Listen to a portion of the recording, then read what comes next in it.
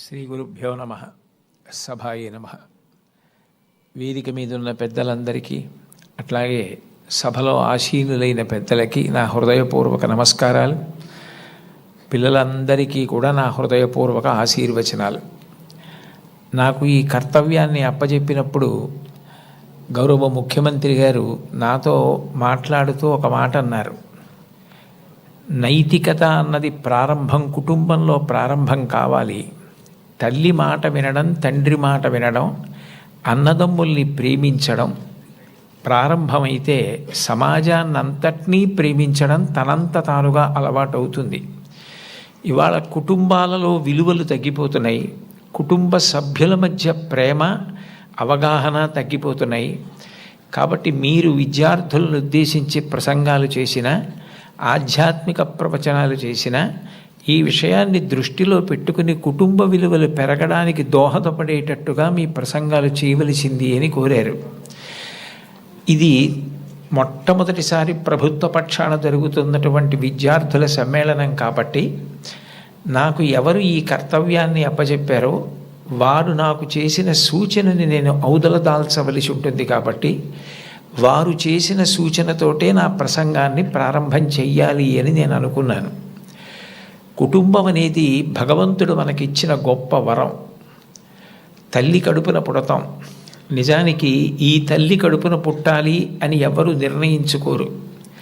అమ్మ కడుపులో కటిక చీకట్లో తల కిందకి కాళ్ళు పైకి పెట్టి 9 నెలలు పెరిగిన తరువాత తాను విసర్జించిన మలమూత్రములలో ఉంచి పుట్టినటువంటి క్రిమికీటకములే కోమలమైన తన శరీరాన్ని కొరుకుతుంటే బాధపడలేక చిట్ట చివరికి ప్రసవమై తల్లి కడుపులోంచి బయటికి వచ్చినటువంటి శిశువు ఒక్కసారి 6 అడుగుల ఎత్తు ఉన్నటువంటి పెద్ద పెద్ద ఆకారాలు, దీపాలు, కాంతి, దానికి తోడు మాటలు ఇవన్నీ వినపడి శరీరావయవములు పనిచేయడం ఆగిపోయి మూత్రపిండాలు, గుండె మొదలైనటువంటివి కూడా ఆగిపోయే పరిస్థితి ఏర్పడితే అప్పుడు అమ్మ తొలి దైవమై ఆమె యొక్క స్తనము నుండి కోలోస్ట్రం అనబడేటటువంటి పసుపు పచ్చటి ఎరుపు రంగులో ఉన్న ముద్ద, ఒక ద్రవం విడుదలవుతుంది. అది భగవంతుడు పెట్టినటువంటి ఒక గొప్ప వ్యవస్థ. ఏమీ తెలియనటువంటి పసిపిల్లవాడు అంత భయానక స్థితిలో అటువంటి ఆకారాలు, వెలుతురు చూసి భీతిల్లిపోతే లోపల ఉన్నటువంటి మలం గడ్డ కట్టేసి నల్లగా అయిపోయి, బ్లాక్ స్టూల్ అంటారట దాన్ని, నల్లగా అయిపోయి ఆ మలాన్ని విసర్జించడం చేతకాక హృదయ స్పందన కూడా ఆగిపోయే స్థితి ఏర్పడితే అప్పుడు పిల్లవాడికి గొప్ప స్వాంతన కలిగి కే మొదలైనటువంటి విటమిన్లతో కూడుకుని మళ్ళీ లోపల ఉన్న ప్రధానమైన అవయవాలన్నీ పనిచేసి గడ్డ కట్టినటువంటి మలం బయటికి వెళ్ళిపోయేటట్టుగా చేయగలిగిన శక్తి కలిగిన కోలోస్ట్రం అమ్మ యొక్క స్తనం నుంచి విడుదలవుతోంది. ఈ మాటలు నేను చెప్పట్లేదు. చాలా ప్రఖ్యాతమైనటువంటి ఒక గైనకాలజిస్ట్, ఒక డాక్టర్ గారు, రామాంజనేయులు గారని, వారు ఒక పుస్తకం రాశారు. ఆ పుస్తకం ఇంగ్లీష్లో ఉంది, మాతృదేవో భవ అని.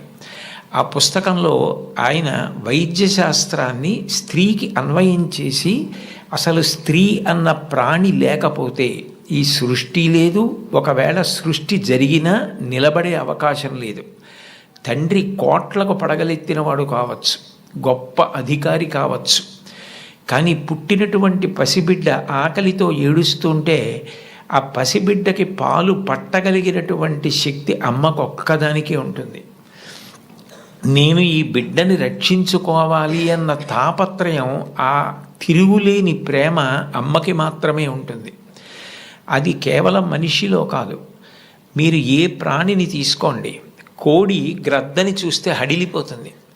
అట్లాంటి కోడి తన గుడ్లని పొదిగి పిల్లల్ని చేసిన తరువాత ఆ పిల్లలు కొంచెం దూరం వెళ్ళి ఏదైనా తింటుంటే ఎక్కడ గ్రద్ద వచ్చి పిల్లల్ని తన్నుకుపోతుందో అని మెడ ఎత్తిపెట్టి ఆకాశం వంక చూస్తూ కొక్కొక్కొక్కొక్కొక్కొక్కొ అంటూ, ఒకవేళ గ్రద్ద వస్తే 2 రెక్కలు ఎత్తిపెట్టి పిల్లలన్నింటినీ రెక్కల కిందకి తెచ్చేసుకుని రెక్కలు ముడిచేసి కంఠం ఎత్తిపెట్టి ముందు నా కంఠాన్ని కోసేసి అప్పుడు నా పిల్లల్ని చెనకు అని గ్రద్దకి ఎదురు తిరుగుతుంది. ఒక కోడికి ఎవరు నేర్పారు తన పిల్లల్ని కాపాడుకోమని? స్త్రీ ప్రాణి. కోడి పుంజుకు లేదు ఈ లక్షణం, కోడి పెట్టకుంది ఈ లక్షణం, ఆడ కుక్కకుంది ఈ లక్షణం, ఆడ పందికుంది ఈ లక్షణం. స్త్రీ ప్రాణి ఎక్కడ ఉన్న లోకంలో బిడ్డల్ని కడుపులో పెంచుకోవడం, కడుపుని గర్భాలయం చేయడం, కన్న బిడ్డలకి పాలిచ్చి పెంచి పెద్ద చేయడం, అంత అవ్యాజానురాగంతో స్త్రీ చేసేటటువంటి త్యాగం లేకపోతే ఈ సమాజం లేదు. భగవంతుడి మీద తప్ప అన్యం మీద స్తోత్రం చెయ్యని శంకరాచార్యుల వారు తండ్రి మీద కూడా చెప్పల, అమ్మ మీద మాత్రం 5 శ్లోకాలు చెప్పారు. 5 శ్లోకాల్లో ఒక శ్లోకంలో అంటారు, ఆస్తాం తావదీయం ప్రసూతి సమయే దుర్వార శూలవ్యధ నైరుచ్యం తనుశోషణం మలమయీ శయ్యాచ సంవత్సరి ఏకస్యాపి నగర్భభారణ భరక్లేశస్య యస్య క్షమః దాతుం నిష్కృతి ఉన్నతోపి తనయత్తస్యై జనన్యై నమః అంటారు.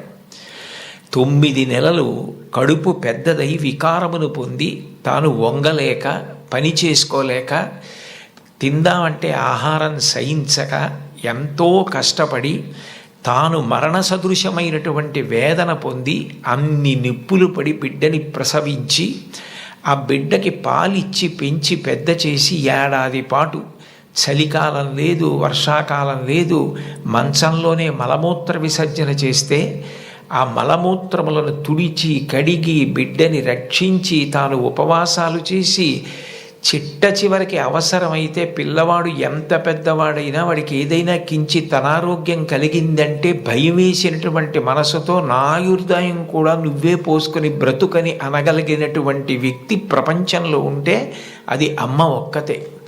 అందుకే అమ్మ లాంటి ప్రాణి లోకంలో లేదు. శాస్త్రాలు కూడా మొట్టమొదటి నమస్కారం ఎవరికి చేయించాయి అంటే మాతృదేవో భవ. మాతృదేవో భవ అంటే భగవంతుడు అమ్మ రూపంలో ఉన్నాడు అని కాదు దాని అర్థం. అమ్మయే భగవంతుడై ఉన్నది, భగవతి అమ్మ.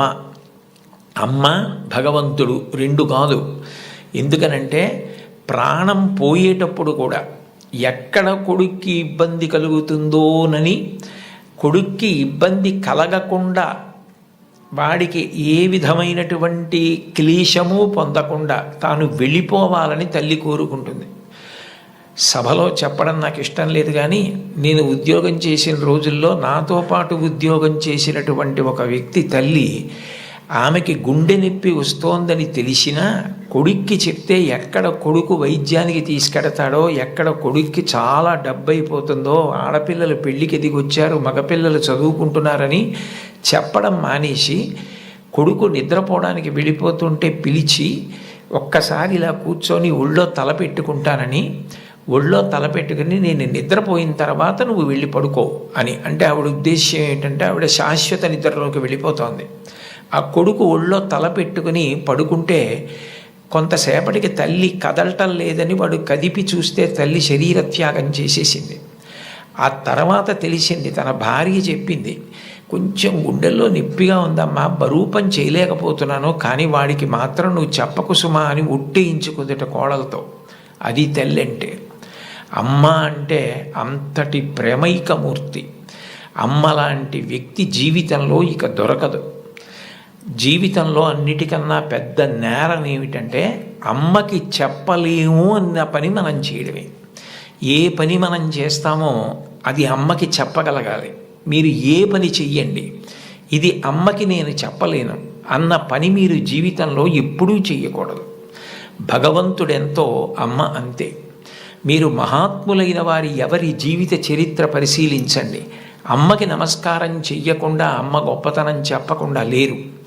ఈ రాష్ట్రానికి ముఖ్యమంత్రి చేసినటువంటి ప్రాతస్మరణీయులు టంగుటూరి ప్రకాశం పంతులు గారు తన జీవిత చరిత్రలో వ్రాసుకున్నారు.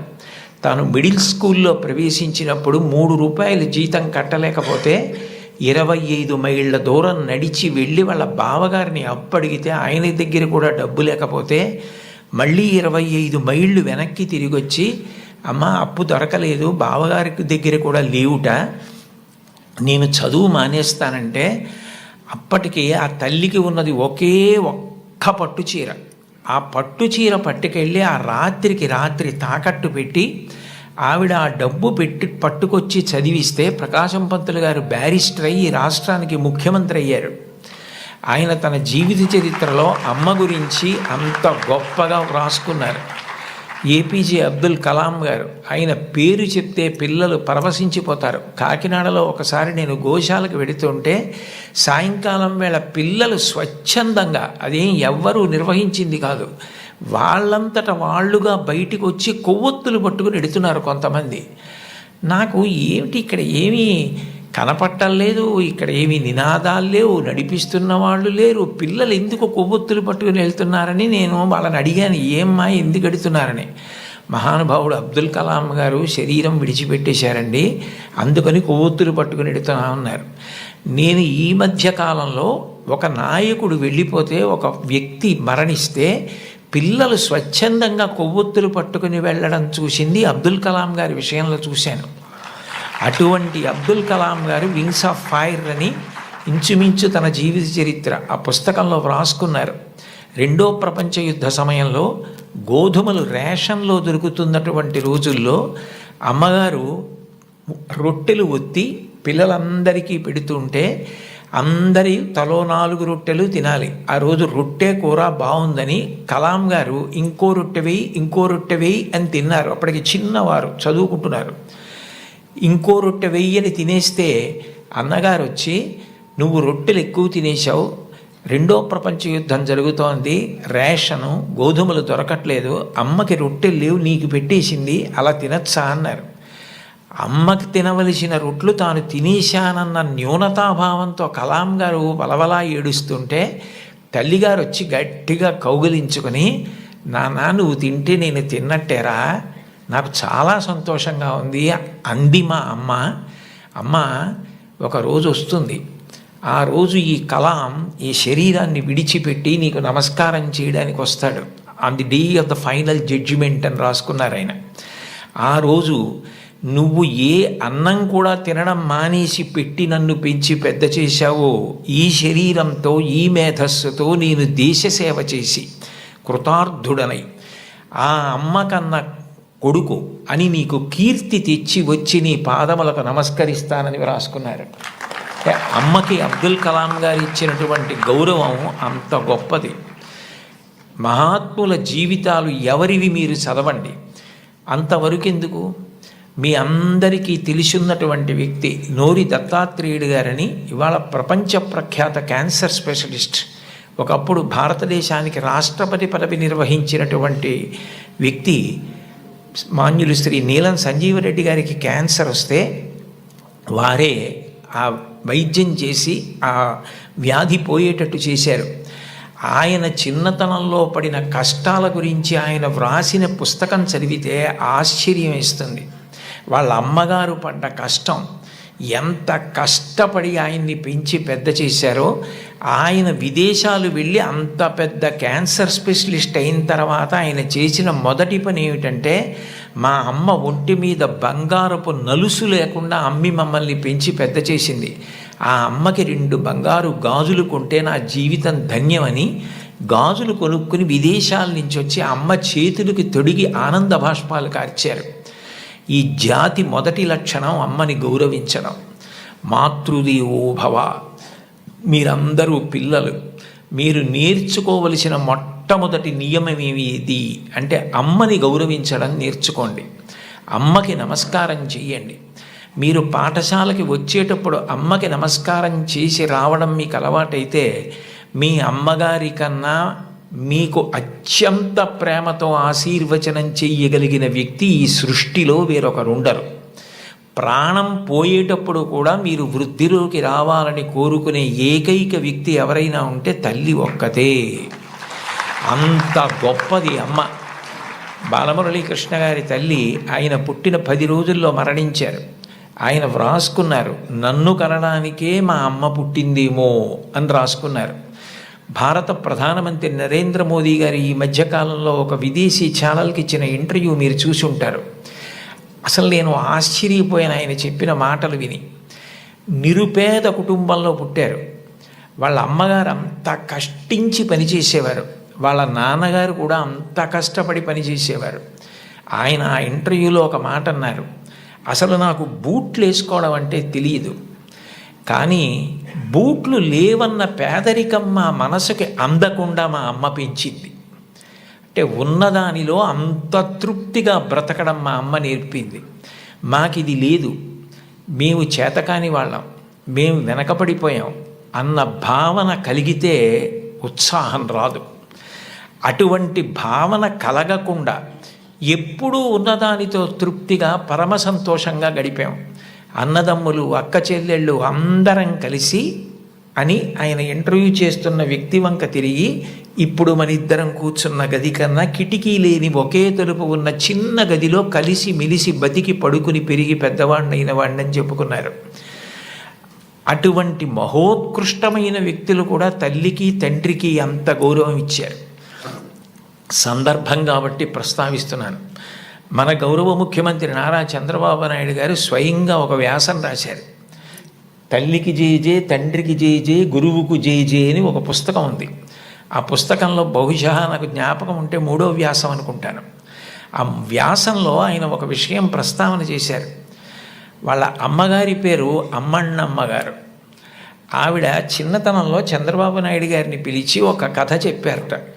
ఒరేయ్ నాన్న, మనిషి కష్టపడాలి. ఎందుకు కష్టపడాలో తెలుసా? ఒకరింట్లో ఒక పంది, ఒక నక్క 2 ఉండేవి.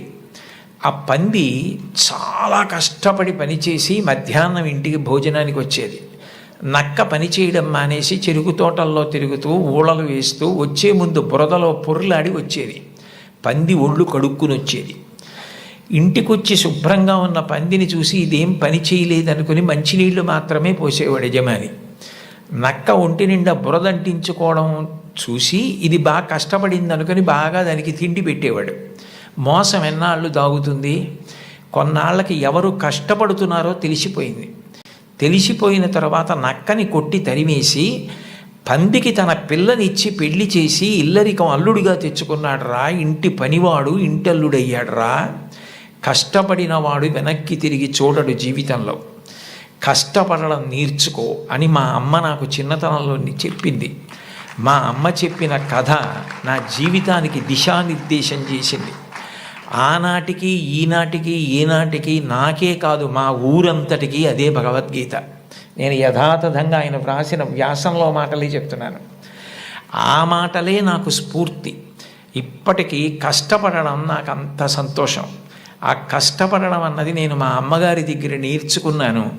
ఆ కష్టపడే ఇవాళ ఈ స్థితికి వచ్చాను. నేను ముఖ్యమంత్రినైనా మా అమ్మగారు మాత్రం మా ఇంట్లో గట్టిగా 3 రోజులు ఉండడానికి ఇష్టపడేది కాదు. మళ్ళీ వెళ్ళిపోయి ఆ నారావారి పల్లెలో తెల్లవారి 5 గంటలకి లేచి గొడ్డు గోద పొలము పనులు అవి చేసుకోవడం, ఆ కష్టపడ్డము ఆవిడికి ఎంత సంతోషము అని అమ్మగారి ప్రేరణతో తాను ఎంత వృద్ధిలోకి వచ్చారో వ్రాసుకున్నారు. నేను ఏదో 4-5 విషయాలు మాత్రమే ప్రస్తావించాను. లోకంలో తల్లిని మించిన దైవం లేదు.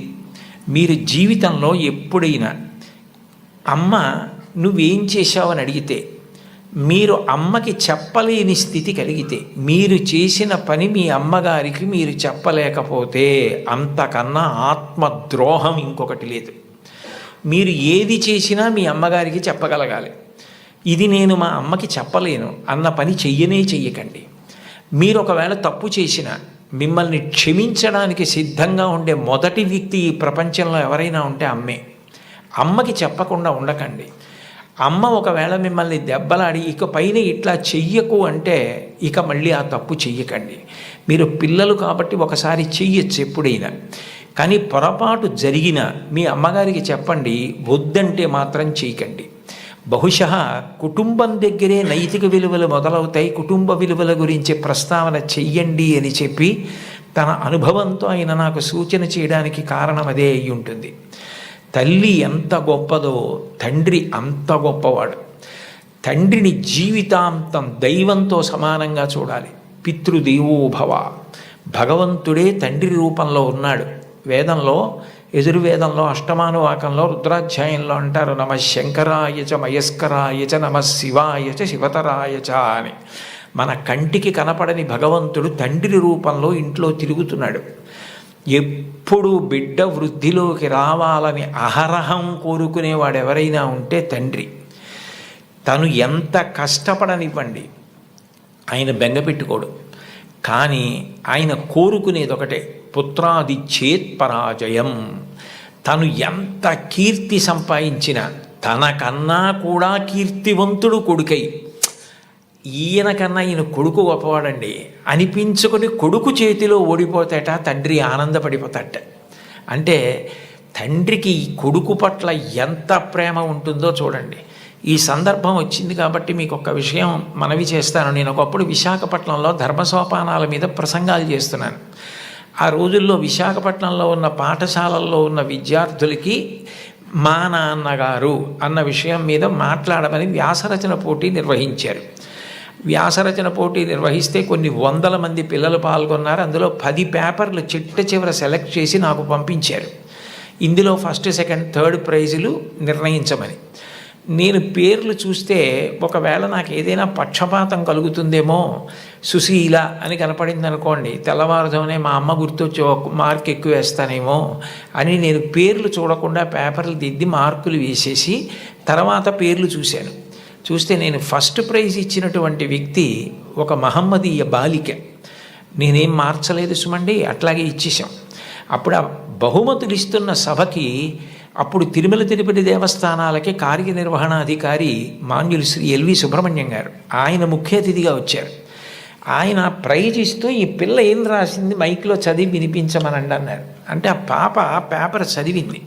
అందులో ఆమె ఏం రాసిందంటే, వాళ్ళ అమ్మగారు టీచరు, వాళ్ళ నాన్నగారు కూడా ఏదో ఉద్యోగం, ఆయనకి బ్లడ్ క్యాన్సర్ వచ్చింది, చూసుకోలేదు, ముదిరిపోయింది, 3 నెలల్లో చనిపోతారని చెప్పారు. ఆయన తన భార్య దగ్గరికి వెళ్ళి అడిగింది ఏంటంటే, ఈ 3 నెలలు నేను చనిపోతానన్న విషయం పిల్లలకి చెప్పద్దు, వాళ్ళు ఏడిస్తే నేను చూడలేను, నేను చనిపోయాక వాళ్ళు ఎటు ఏడుస్తారు, అప్పుడు నేను ఆపలేను, నేను బ్రతికుండగా వాళ్ళు ఏడవడం నేను చూడలేను, కాబట్టి నేను చనిపోతాను 3 నెలల్లో అన్న విషయాన్ని మాత్రం నా పిల్లలకి చెప్పద్దని రాత్రింబవళ్ళు హక్కున చేర్చుకొని మా భవిష్యత్తు కోసం ఇంకా కష్టపడి అంత జాగ్రత్తగా వ్యవస్థ చేసి 3 నెలల తర్వాత ఆయన మరణిస్తారని తెలిసి చిట్ట చివరి కాలంలో 3 దగ్గర పెట్టుకొని చెప్పకుండా అంత ప్రేమ చూపించి కన్నుల నీరు కారుస్తూ 3 వంక గుడ్లు తిప్పుతూ ప్రాణం వదిలేశారు ఆయన. తండ్రి అంటే అది, అంతటి త్యాగశీలి మా నాన్న. ఇది నాకు తెలిసున్న తండ్రి. ఇంతకన్నా తండ్రి గురించి చెప్పడం నాకు రాదని రాసింది ఆ అమ్మాయి. ఆ అమ్మాయికి ఫస్ట్ ప్రైజ్ ఇచ్చాం.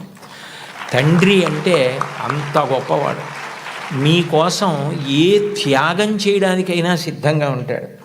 అబ్రహాం లింకన్ గారు అమెరికాకి అధ్యక్షుడైన తర్వాత మొట్టమొదటిసారి సినేట్లో సభ ఏర్పాటు చేసి పారిశ్రామికవేత్తల్ని, ధనవంతుల్ని అందరినీ పిలిచి దేశాభివృద్ధి కొరకు వారు విరివిగా పెట్టుబడులు పెట్టవలసిన అవసరం గురించి ప్రసంగం చేస్తున్నారు.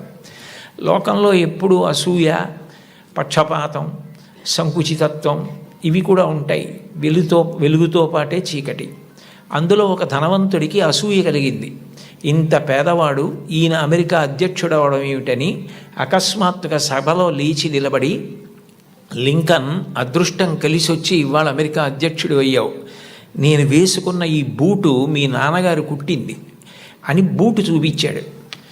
అందరూ ఆశ్చర్యపోయారు. అబ్రహాం లింకన్ కూడా హతాశుడయ్యారు ఒక్క నిమిషం. కానీ వెంటనే ఆయన తేరుకుని తాను కూర్చున్న కుర్చీలోంచి లేచి నిలబడి ముకుళిత హస్తాలతో ఆ పారిశ్రామికవేత్తకి నమస్కారం చేసి, మీరు నాకు మహోపకారం చేశారు, ఇంత కష్టపడి పెంచి మా నాన్నగారు పెద్ద చేసి ఉండకపోతే ఇవాళ నేను అమెరికా అధ్యక్షుడిని అయ్యేవాడిని కాను. నేనే స్మరించవలసింది మా నాన్నగారిని. నేను స్మరించకపోయినా మీరు గుర్తు చేశారు. నిజమే, మా నాన్నగారు బూట్లు కుట్టేవారు, నాకు కూడా నేర్పారు బూట్లు కుట్టడం, చెప్పులు కుట్టడం. ఎప్పుడైనా మీ బూటు మీకు వదులైపోతే నాకొక్క ఫోన్ చేయండి, నేను అమెరికా అధ్యక్షుడినైనా ఆయన కొడుకుని. ఆయన కుట్టిన బూటుకి మరమ్మత్తు చేయడం నా అదృష్టంగా భావించి మీ ఇంటికి వచ్చి మరమ్మత్తు చేసి వెడతాను. అది నా తండ్రికి నేను ఇవ్వగలిగిన కితాబ్ అన్నారు. సభ అంతా కరతాళ ధ్వనులు మారిమోగిపోయింది. అది తండ్రికి అబ్రహాం లింకన్ ఇచ్చిన గౌరవం. తండ్రి పేరు చెప్పేటప్పటికి ఎంతటి మహితాత్ములు కూడా అంతటి మర్యాద, అంతటి గౌరవాన్ని చూపించారు. లతా మంగేష్కర్ గారు వ్రాసుకున్నటువంటి ఆవిడ జీవిత సంబంధించిన విషయాలు, ఆవిడ జీవితంలో జరిగిన అద్భుతాలతో కూడిన పుస్తకం ఒకటి ఉంది. దాన్ని తెలుగు చేత చేశారు ఈ మధ్య. ఆ పుస్తకం మీరు చదివితే అందులో మీకు ఒక ఆశ్చర్యకరమైన సంఘటన కనపడుతుంది. ఆవిడ చాలా చిన్నతనంలోనే వాళ్ళ నాన్నగారు దీననాథ మంగేష్కర్ వారు ఆవిడికి హిందుస్థానీ సంగీతం నేర్పారు. తండ్రి గారి దగ్గరే నేర్చుకున్నారు సంగీతం. చాలా చిన్న పిల్లప్పుడే ఆవిడికి ప్రథమ బహుమతి వచ్చింది పిల్లల్లో. దిల్ రుబా అని సంగీత పరికరాన్ని ఆవిడికి ఆ రోజుల్లో బహుమానంగా ఇచ్చారు. ఆవిడ ఎంతో అపూర్వంగా తెచ్చి పిల్లకి మొట్టమొదట వచ్చిన బహుమానం కాబట్టి ఇంట్లో పెట్టుకుని దాన్ని అత్యంత విలువగా చూస్తూ ఉండేవారు. ఒక రోజున ఇంట్లో ఎలక ప్రవేశించి బట్టలు అవి కొట్టేస్తోంది. ఆ ఎలక ఒక చోట నిలబడి కనపడింది. వాళ్ళ నాన్నగారు ఆ ఎలకని చంపుదామని చేతికి ఆ దిల్ రుబా అన్న వాద్య పరికరం దొరికితే అది తీసి ఎలకని కొట్టారు. ఆ ఎలక్కి దెబ్బ తగిలింది, పడిపోయింది. కానీ ఈ దిల్ రుబా అన్న సంగీత పరికరం విరిగిపోయింది. ఈ పిల్ల ఏడుపు మొదలుపెట్టింది. లతా మంగేష్కర్, నాకు వచ్చిన మొదటి బహుమతి ఈ పరికరం, మీరు విసిరేశారు ఎలక మీదకి, విరిగిపోయిందని. వాళ్ళ నాన్నగారి దగ్గరికి పిలిచి కౌగిలించుకొని ఆ పిల్లతో అన్నారు, చూడు, ఇట్లాంటి బహుమానాలు నీకు జీవితంలో పెద్ద పెద్ద ఇళ్ళు కట్టి పెట్టుకున్నా కూడా సరిపోనని వస్తాయి. బహుమానాల మీద నువ్వు ఆర్తిని పెంచుకోకు. నీలో ఉన్న కళ పెరగడానికి నువ్వు పరిశ్రమ చేయడం నిరంతరం చెయ్యి. నీ కళని పెంచుకోవడం మీద ఆర్తి నీకు నిలబడితే నీ వెంట ఇట్లాంటి బహుమానాలు పరుగులు పెడతాయన్నారు. భారతరత్న వచ్చిన తరువాత, పద్మ విభూషణ్ వచ్చిన తరువాత వాళ్ళ అమ్మగారు ఆహా అన్నప్పుడు ఆవిడ సభలో ఈ విషయం చెప్పారు. వాళ్ళ నాన్నగారిని గుర్తు చేసుకొని, మా నాన్నగారు చెప్పిన ఆ మాట నన్ను జీవితంలో నిలబెట్టిందని 2 సంఘటనలు చెప్పారు ఆవిడ. 2 అణాల నాణ్యం ఉండేది ఆ రోజుల్లో. ఆ 2 అణాల నాణ్యం, చల్లని నాణ్యం ఒకటి ఇంట్లో ఉంది, ఓ పక్కన పడేసి, ఓ పిల్లాడు నేను మారుస్తాను ఈ నాణ్యమని దుకాణానికి పట్టుకెళ్ళి ఏదో వస్తువులు అడిగితే ఆ చిల్లర నాణ్యం చూసి ఆ సరుకులమ్మే వ్యక్తి ఇది చల్లని నాణ్యం అవతల పోవని పంపించేశాడు.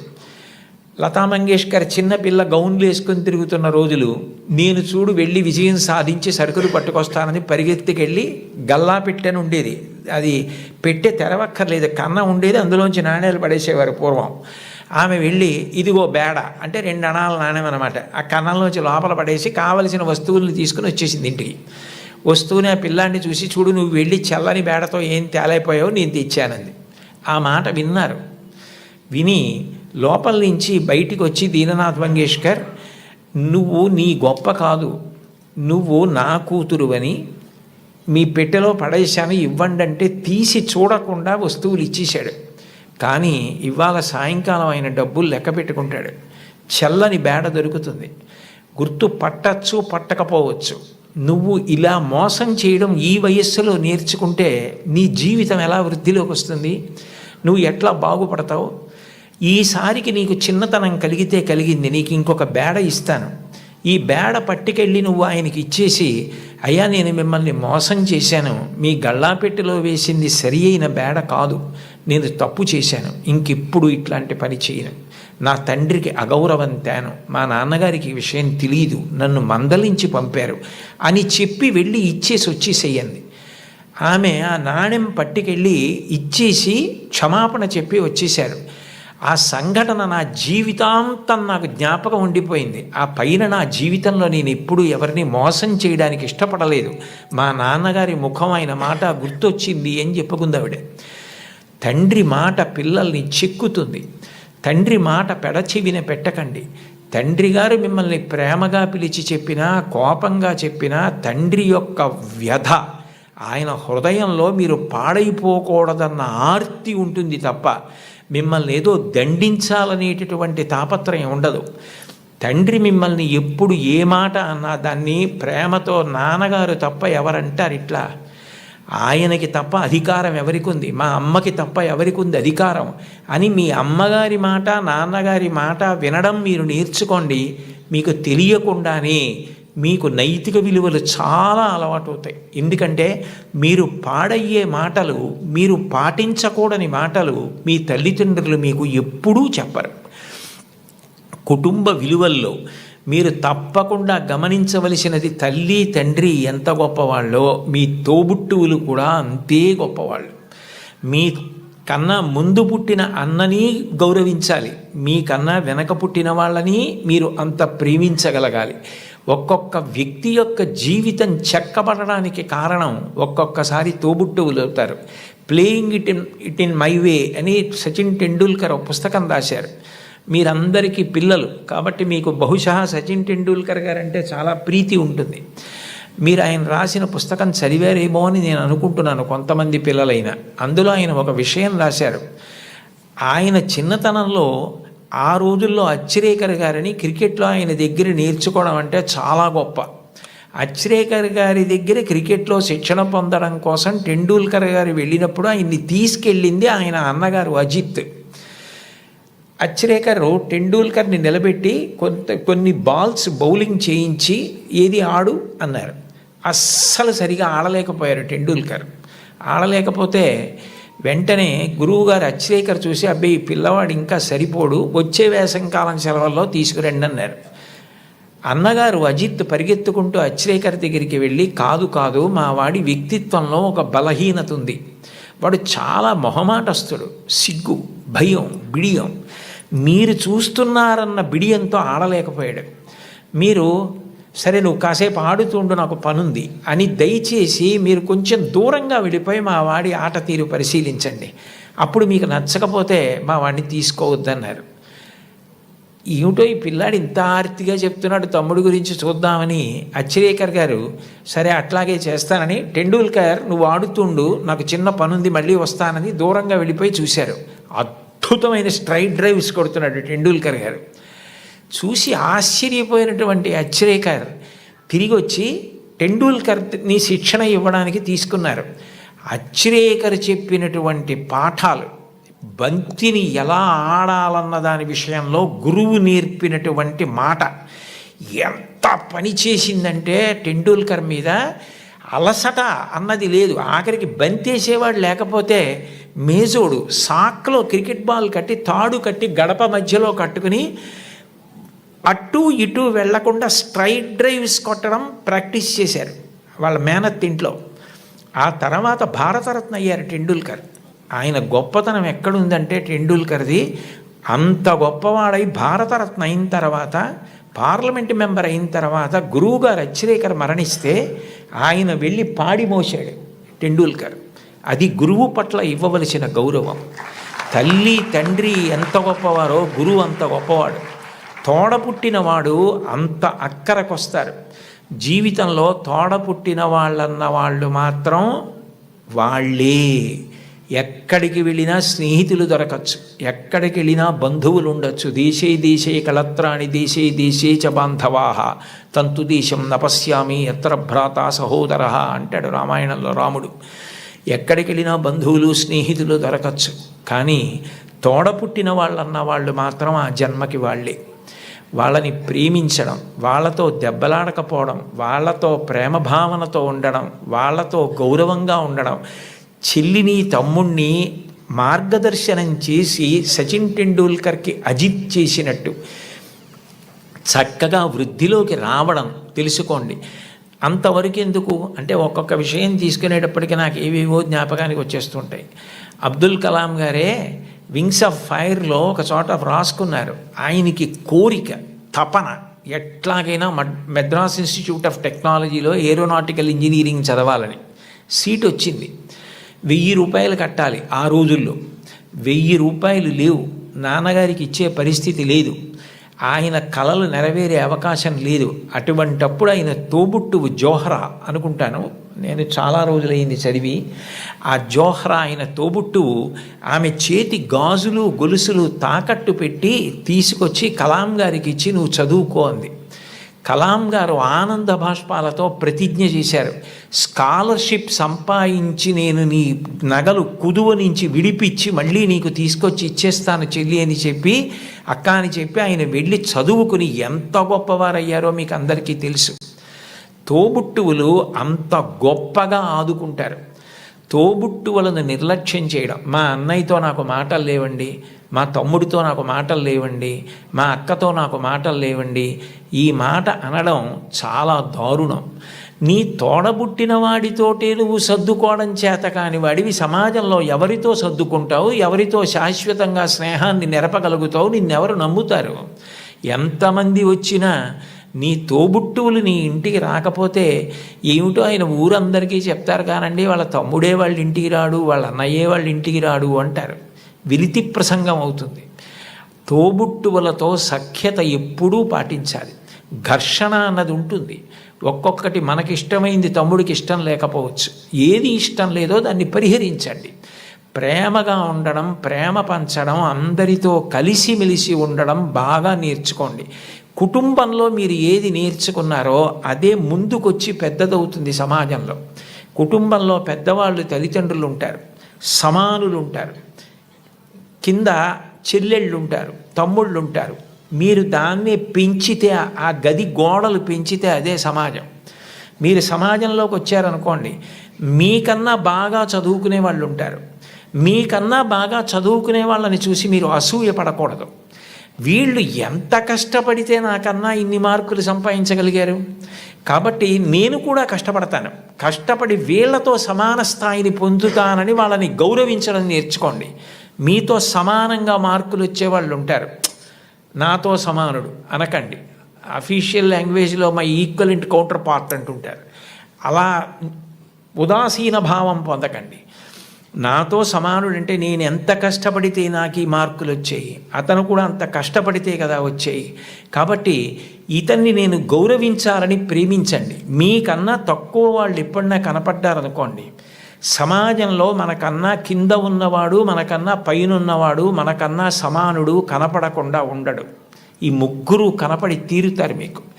మీకన్నా చిన్నవాడు కనపడితే మీరు పరిహసించడం, వెటకారం ఆడడం, వాళ్ళని తక్కువ చేసి చూడడం నేర్చుకుంటే అంతకన్నా మానవత్వానికి చేటు ఇంకొకటి లేదు. మనకన్నా ఎవరైనా తక్కువలో కనపడితే వాళ్ళు వృద్ధిలోకి రావాలని మనస్ఫూర్తిగా భగవంతుణ్ణి ప్రార్థించాలి. వాళ్ళు గౌరవింపబడాలి అని కోరుకోవాలి. అంతేకాని తక్కువ చేసి చూడడం అన్నది జీవితంలో ఎప్పుడూ నేర్చుకోకూడదు. నీ తమ్ముడైతే నీ తమ్ముడికి ఒక్క మార్కు తక్కువ వస్తే వాడికి రావాలని ఎలా కోరుకుంటావో, నీ కుటుంబం గదులు ఆ గోడలు పోతే అది పెద్దదైతే అది సమాజం అవుతుంది. నువ్వు ఇంట్లో ఏం నేర్చుకున్నావో అదే రేపు సమాజంలో నువ్వు అమలు చేయగలుగుతావు. నీ ఇంట నీ తల్లిదండ్రుల్ని గౌరవించడం చేత కాకపోతే నీ గురువుని గౌరవించలేవు, నువ్వు ఎవ్వరినీ గౌరవించలేవు, ఎవ్వరిని గారిని సంబోధించలేవు. ఎంతటి మహాత్ముడు కానివ్వండి, ఆయన్ని ఏకవచన ప్రయోగం చేసి వాడు వీడు అని మాట్లాడడం అలవాటు అవుతుంది. మన ఎదురుగుండా ఉన్నారా లేరా అని కాదు, పెద్దల గురించి మాట్లాడేటప్పుడు గౌరవంగా సంబోధించి మాట్లాడడం. పెద్దల పట్ల మాట్లాడేటప్పుడు మనం అనవసరంగా విమర్శించడం మర్యాద కాదు. వారి పట్ల మనం కృతజ్ఞతతో మర్యాదగా ఉండడం నేర్చుకోవాలన్నది మీరు చిన్నతనంలో తరగతి గదిలో అభ్యాసం చేసినది ఏది ఉందో రేపు పౌరులైన తర్వాత సమాజంలో మీరు అదే చెయ్యడం కొనసాగింపుగా చేస్తారు. అందుకని మీరు తరగతి గదిని కేవలం పాఠాలు చదువుకోవడానికి మాత్రమే పనికొచ్చేటటువంటి వ్యవస్థగా చూడకండి. సర్వే వేదవిదశూరా, సర్వే లోకహితే రతా, సర్వే జ్ఞానోపసంపన్నా, సర్వే సముదితా గుణై. ఒక్కటి జ్ఞాపకం పెట్టుకోండి, ఏమీ చదువుకోనటువంటి వ్యక్తి చేసినటువంటి నేరం పట్టుకోవడం చాలా తేలిక. ఆరితేరిన గజదొంగ కూడా కంటి చూపు తగ్గితే దొరికిపోతాడు. ఎప్పుడో అప్పుడు దొంగతనాలు చేసే వ్యక్తి దొరుకుతాడు. చాలా బాగా చదువుకుని, గొప్ప ఇంజనీరింగ్ చదువుకుని, ఎంతో విద్య వచ్చిన తరువాత తనకొచ్చినటువంటి గొప్ప విద్యని ఆసరాగా చేసుకొని ఇతరులను మోసం చేసి కోట్లు సంపాదించడానికి అలవాటు పడ్డాడనుకోండి, అతను ప్రపంచంలో ఎక్కడెక్కడో దాగి ఏవేవో చేస్తున్నా అతన్ని పట్టుకోవడానికి పోలీస్ వ్యవస్థ అంతా కష్టపడవలసి వస్తుంది. చదువుకున్నవాడి చదువు దేనికి పనికి రావాలి అంటే సమాజాన్ని ఉద్ధరించడానికి పనికి రావాలి. అంతేకాని చదువుకున్న చదువు సమాజాన్ని పాడు చేయడానికి పనికి రాకూడదు. మీరు ఒక కలెక్టర్ అయితే మీరు కలెక్టర్గా గుర్తుండిపోయేటట్టుగా జిల్లాని పరిపాలించగలగాలి. ఒక్కొక్క కలెక్టర్ అలా జ్ఞాపకం ఉండిపోతారు. సందర్భం వచ్చింది కాబట్టి నేను చెప్తున్నాను. కార్తికేయ మిశ్రా గారని మా జిల్లాకి కలెక్టర్గా వచ్చారు. డొక్కా సీతమ్మ గారి విగ్రహం పెడుతూ ఆయన డొక్కా సీతమ్మ గారి గురించి నేను ప్రసంగాలు చేశానని మా ఇంటికి వచ్చారు. మా ఇంటికి వచ్చి ఆయన వచ్చినప్పుడే నేను మంచినీళ్ళు బయట నుంచి కొని తెచ్చుకుంటుంటే ఆయన చూశారు. ఏం గురువుగారు మీకు మంచినీళ్ళు లేవా అని అడిగారు. అడిగితే నేను అన్నాను, అయ్యా మాకు ఇక్కడ మంచినీళ్ళు లేవండి, ఉప్పు నీళ్ళు వస్తాయి, అందుకని మంచినీళ్ళు కొనుక్కుంటూ ఉంటామన్నాను. మీకేనా ఈ ప్రాంతం అంతానా అన్నారు. ఈ ప్రాంతం అంతా మంచినీళ్ళు లేవండి అన్నాను. ఆయన మీరు నమ్మండి నమ్మకపోండి, ఇప్పుడు కార్తికేయ మిశ్రా గారిని పొగిడితే నాకేదో ఆయన పదవి ఇస్తారనడానికి నేను ఉన్న ఉద్యోగమే పదవి విరమణ చేసేసాను. నాకేం దాని మీద ఆశ లేదు.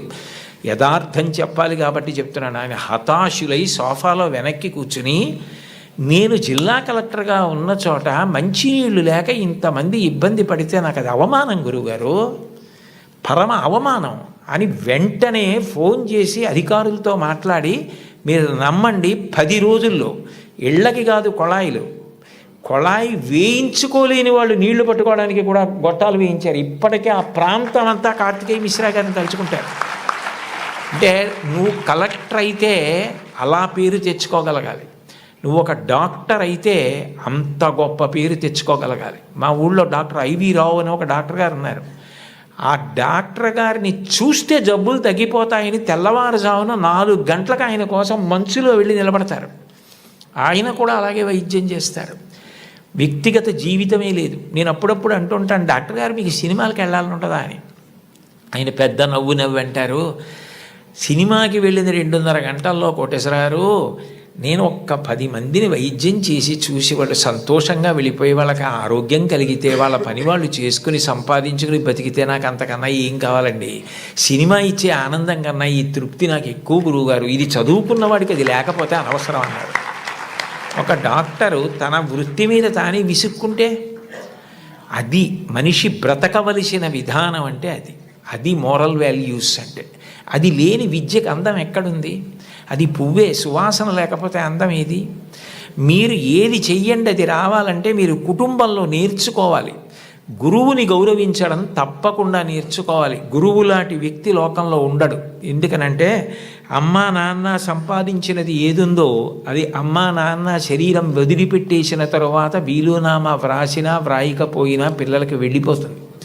కానీ ఒక గురువు సంపాదించినది ఏదుందో అది మాత్రం ఆయన కడుపున పుట్టిన పిల్లలకి వెళ్ళదు. అహరహం రాత్రనక పగలనక కష్టపడి అనేక గ్రంథాలు చదివి జ్ఞాపకం పెట్టుకుని దాన్ని జ్ఞాపకానికి తెచ్చుకుని తాను ప్రభావితుడై ఎవరైనా అడగగానే తాను చెప్పకుండా ఉండలేక గడ్డి తిని తయారు చేసుకున్న పాలని దూడ వచ్చి పొదుగులో గుద్దినంత మాత్రం చేత ఆవు పాలు విడిచిపెట్టేసినట్టుగా తాను ఇంత కష్టపడి నేర్చుకున్న విషయాల్ని లోకహితం కోసం చెప్పే గురువు ఉన్నాడే, అట్లాంటి గురువు లోకంలో దొరకడు. మీ టీచర్ గారి కన్నా గొప్ప వ్యక్తి ఉండడు.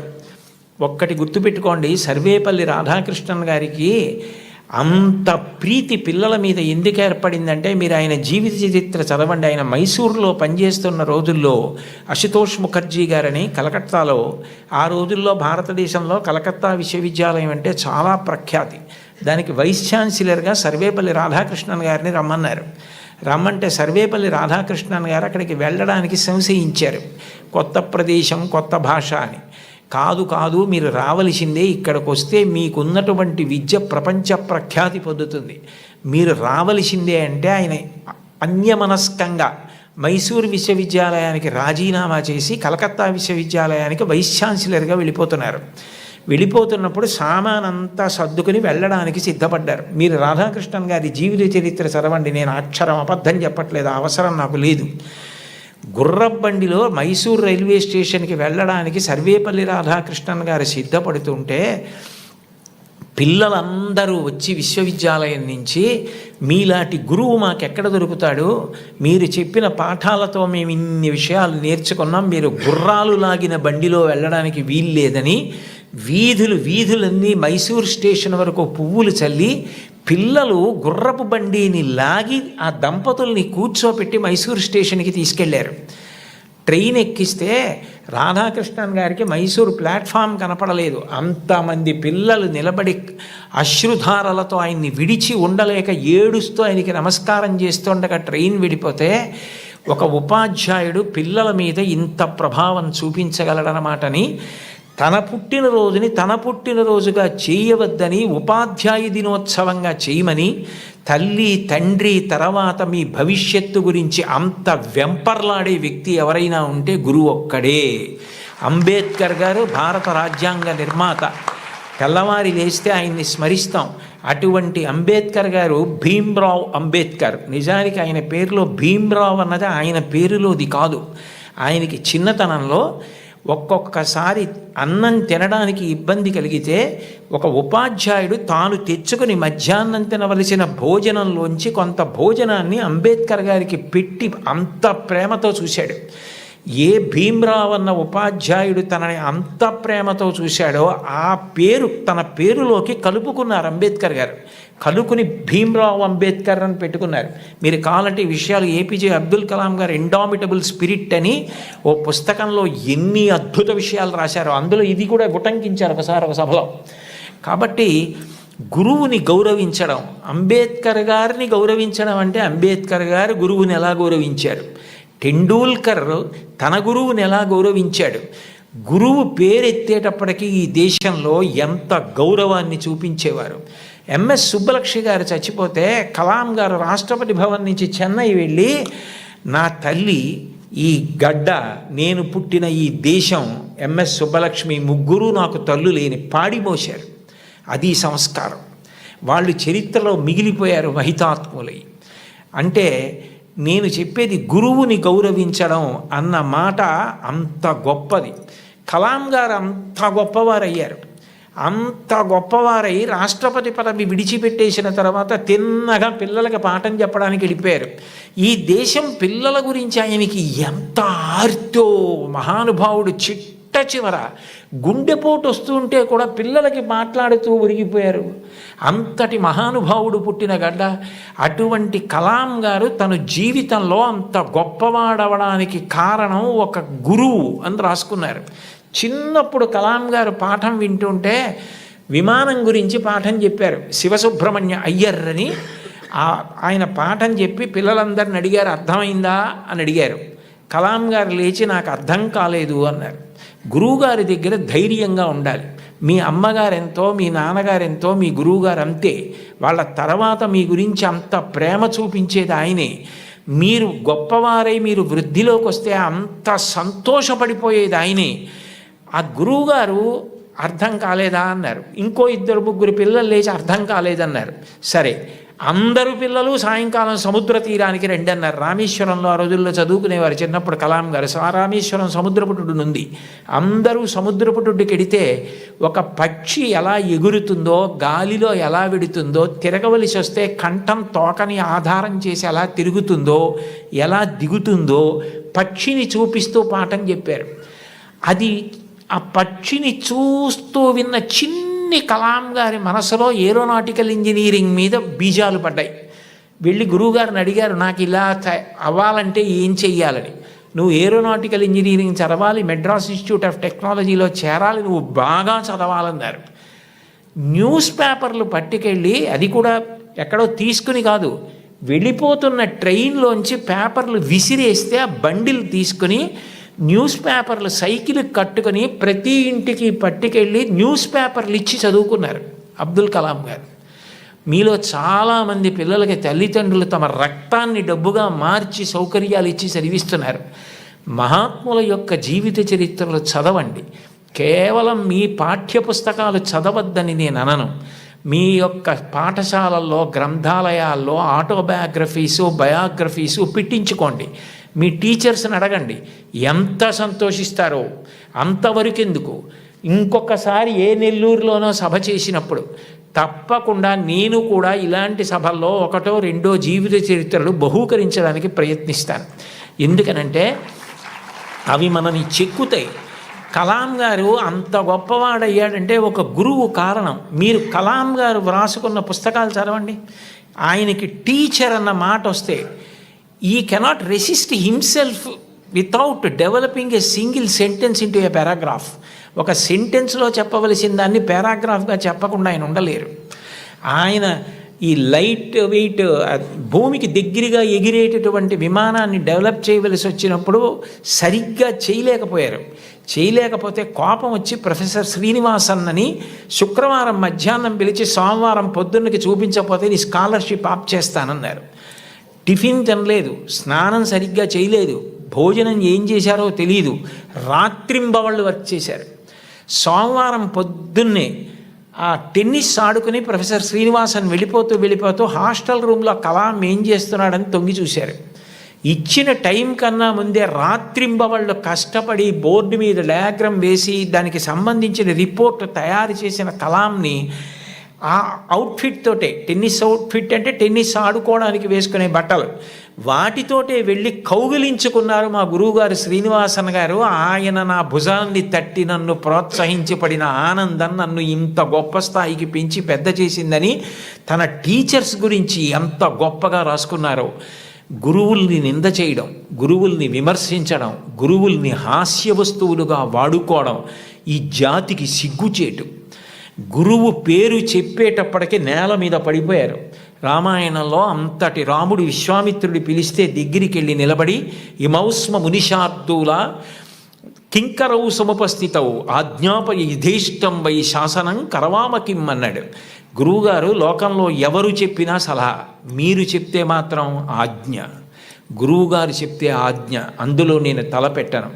ఈ పని చేసి పెడతావా అని ఇప్పుడు అడక్కండి, ఈ పని చెయ్యరా రామా అనండి, నేను మీ కింకరుణ్ణి గురువుగారు అన్నాడు.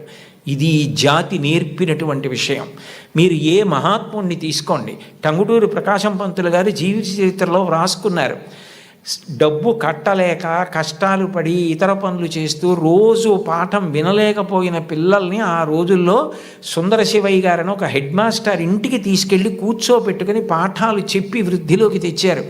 ఆయన కారణం నేను వృద్ధిలోకి రావడానికని రాసుకున్నారు. ఆయన నడక అలా ఉండేది, ఆయన ప్రవర్తన అలా ఉండేది, ఆయన పాఠం చెప్తే అలా ఉండేదని పక్కనే గుంటూరులో మాజేటి గురవయ్య పాఠశాల అన్న పాఠశాలలో నరసయ్య గారని ఆయన చెప్పిన పాఠాలు, ఆయన వ్యవహరించిన తీరు నన్ను అంత ప్రభావితుణ్ణి చేశాయని మహానుభావుడు ఆయన నోరి దత్తాత్రేయుడు గారు తన జీవిత చరిత్రలో రాసుకున్నారు. గురువులు మనిషిని చెక్కుతారు, ఒక శిలలోంచి శిల్పాన్ని చెక్కుతారు. ఓ సరస్వతీదేవి విగ్రహాన్ని ఒక రాయి తీసుకొచ్చి చెక్కితే శిల్పి దాని మీద ఎక్కి కూర్చుని చెక్కుతాడు. కళ్ళు చెక్కేటప్పుడు చిట్ట చివర ఎంతో జాగ్రత్తగా చెక్కుతాడు. ఉలిని పెట్టి సుత్తి పెట్టి కొడతాడు. ఆఖరణ దానికి అధివాసాలు చేసి గుళ్ళోకి తీసుకొచ్చి ప్రతిష్ఠ చేస్తారు. ప్రతిష్ఠ చేసిన తర్వాత చెక్కిన శిల్పి కూడా నమస్కారం చేస్తాడు. ఆ శిల్పి చెక్కాడు కాబట్టి మన అందరి ఆర్తి తీర్చుకోవడానికి ఆ మూర్తి ముందు నిలబడి నమస్కరిస్తున్నాం. ఈ సమాజంలో గౌరవింపబడిన మహనీయులందరూ గురువులు చెక్కిన శిల్పాలే, అది వాళ్ళే వ్రాసుకున్నారు.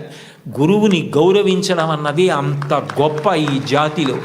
తల్లిని గౌరవించండి, తండ్రిని గౌరవించండి, మీ తోబుట్టువుల్ని ప్రేమగా చూడండి, మీ తోటివారిని ప్రేమించండి, గురువుల్ని గౌరవించండి. మీరు నైతిక విలువలతో మీరు మీ వీధిలో ఉంటే ఆయన మా వీధిలో ఉన్నాడని వీధిలో వాళ్ళు పొంగిపోవాలి. మీరు కుటుంబంలో ఉంటే వాడు మా అన్నయ్య, మా తమ్ముడు, మా కుటుంబ సభ్యుడు, నా కొడుకు అని తల్లిదండ్రులు పొంగిపోవాలి, మా ఊరి వాళ్ళు పొంగిపోవాలి, దేశం పొంగిపోవాలి. అంతటి వారు అయి తీరుతారు. అందుకేనేమో వయసు రీత్యా, అనుభవం రీత్యా జీవితంలో ఎన్నో విషయాలు ఎన్ని వేల మందితోనో సమన్వయమైనటువంటి అంత అనుభవంతో, అంత ఆర్తితో మీ అందరూ వృద్ధిలోకి రావాలని, కేవలం చదువు కాదు దానితో పాటు మీకు నైతిక విలువలు అందాలని, మీరు మంచి పిల్లలని పేరు తెచ్చుకోవాలని ఎంతో తాపత్రయపడి ముఖ్యమంత్రి గారు నిజానికి నేను ఎక్కడో నెల్లూరులో ఉంటే నాకు ఫోన్ చేసి మీరు ఈ పని చేసి పెట్టాలి అని అడిగితే నేను ఎక్కువ ఆధ్యాత్మిక ప్రవచనాల మీద ఆసక్తి చూపిస్తాను.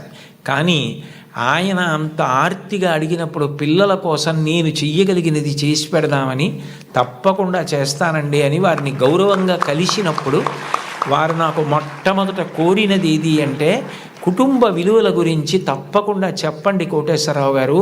ఇంట్లో తల్లిని, తండ్రిని, గురువుని, తోబుట్టువుల్ని గౌరవిస్తే పిల్లలు మంచి వాళ్ళు అవుతారు.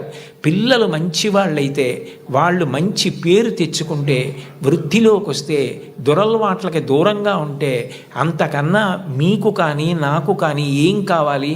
అందుకని ఇది మీరు చేసి పెట్టాలి అన్నారు. ఆ స్థాయిలో ఉన్న వ్యక్తి నిజానికి అంత బతిమాలి అడగక్కర్లేదు. అంటే ఆయనకి మీ మీద ఎంత తాపత్రయం ఉందో అర్థం చేసుకోండి. నిజానికి నేను ఈ పదవి ఏ గౌరవం కోసం కానీ, ఈ పదవి ఏదైనా ప్రయోజనం కోసం కానీ నేను స్వీకరించినది కాదు. ఒక రాష్ట్రాన్ని నడిపించే వ్యక్తి అంత తాపత్రయపడ్డారు. నేను దానికి ఏమాత్రమైనా ఉపయోగపడితే అంతకన్నా నాకు సంతోషమే ఉంటుంది. కోన శశిధర్ గారితో మాట్లాడుతూ నేను అన్నాను, నేను ఆఖరి 10 ఓవర్స్ ఆడుతున్నానండి, నాకు 66 ఏళ్ళు వచ్చాయి, ఇంకొక 10 ఏళ్ళు మహా అయితే ఇంత స్వేచ్ఛగా సమాజంలో తిరిగి చెప్పగలనేమో. ఈ సమయం నేను పిల్లలకి కొంత కేటాయించి చేయగలిగితే నాకు అంతకన్నా ఆనందం ఏముంటుంది అని ఒప్పుకున్నాను. కాబట్టి నేను చెప్పిన ప్రతి మాట నా గుండెల్లోంచి వచ్చింది తప్ప నా నోట్లోంచి వచ్చింది కాదు. కాబట్టి మీ అందరూ చక్కగా క్రమశిక్షణతో వృద్ధిలోకి వచ్చి మంచి పేరు ప్రఖ్యాతులు తెచ్చుకోవాలని నేను త్రికరణ శుద్ధిగా శారదామాత పాదార విందములకు శిరసు తాటించి సాంజలిబంధకంగా నమస్కరిస్తూ, ఇంత గొప్ప సదస్సులో పిల్లల కోసం ఇంత ఆర్తితో ఏర్పాటులు చేసిన చోట మాట్లాడడానికి అవకాశం ఇచ్చిన పెద్దలందరికీ నా హృదయపూర్వక కృతజ్ఞతలు ఆవిష్కరిస్తూ స్వస్తి.